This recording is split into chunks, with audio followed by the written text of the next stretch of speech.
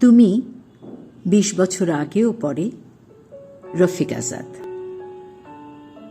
তুমি যেসব ভুল করতে সেগুলো খুবই মারাত্মক ছিল।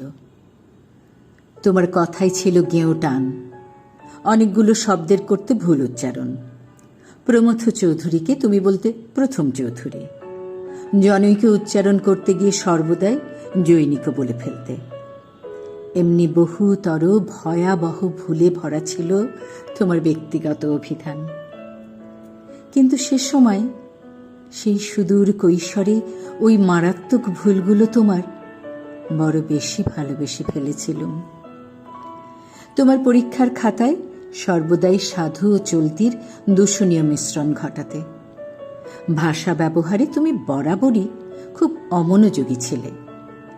বেশ ভালো হাবাগোপা গোছের লাজুক ও অবনত মুখ মেয়ে ছিলে তুমি। শোকাভিভূত বলতে গিয়ে বলে ফেলতে শোকাভূত। তোমার উচ্চারণের ত্রুটি, বাক্য মধ্যস্থিত শব্দের ভুল ব্যবহারে আমি তখন এক ধরনের মজাই পেতুম।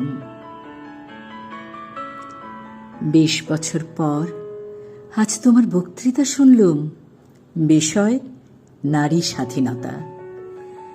এত সুন্দর স্পষ্ট ও নির্ভুল উচ্চারণে তোমার বক্তব্য রাখলে যে দেখে অবাক ও ব্যথিত হলুম। আমার বুকের মধ্যে জেঁকে বসা একটি পাথর ২০ বছর পর নিঃশব্দে নেমে গেল।